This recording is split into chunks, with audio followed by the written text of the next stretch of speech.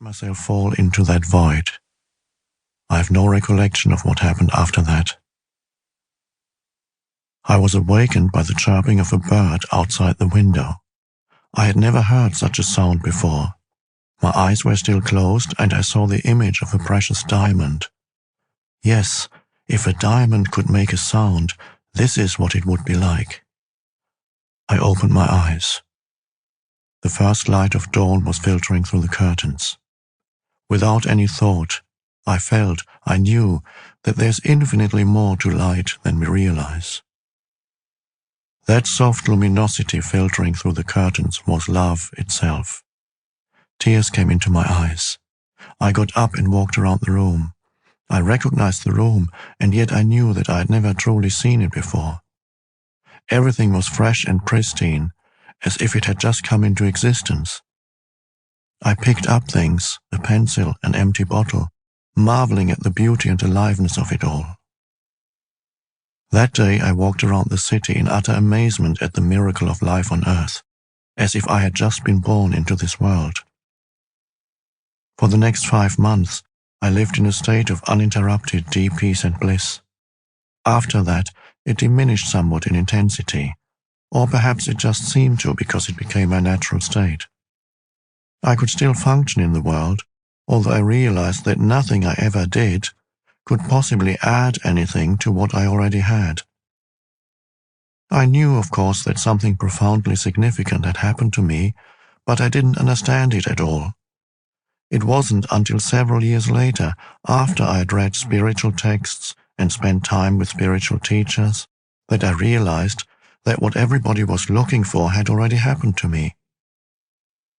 I understood that the intense pressure of suffering that night must have forced my consciousness to withdraw from its identification with the unhappy and deeply fearful self, which is ultimately a fiction of the mind.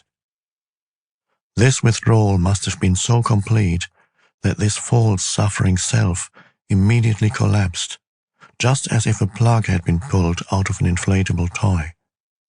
What was left then was my true nature as the ever-present I am. Consciousness in its pure state, prior to identification with form.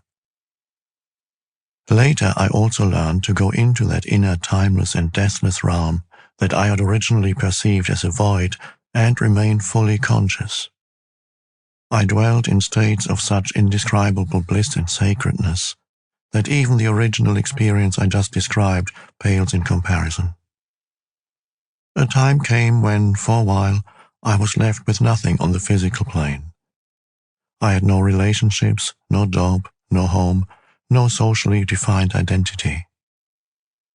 I spent almost 2 years sitting on park benches in a state of the most intense joy. But even the most beautiful experiences come and go. More fundamental, perhaps, than any experience is the undercurrent of peace that has never left me since then. Sometimes it is very strong, almost palpable, and others can feel it too. At other times it is somewhere in the background, like a distant melody. Later, people would occasionally come up to me and say, "I want what you have. Can you give it to me or show me how to get it?" And I would say, "You have it already. You just can't feel it because your mind is making too much noise." That answer later grew into the book that you are listening to now. Before I knew it, I had an external identity again. I had become a spiritual teacher.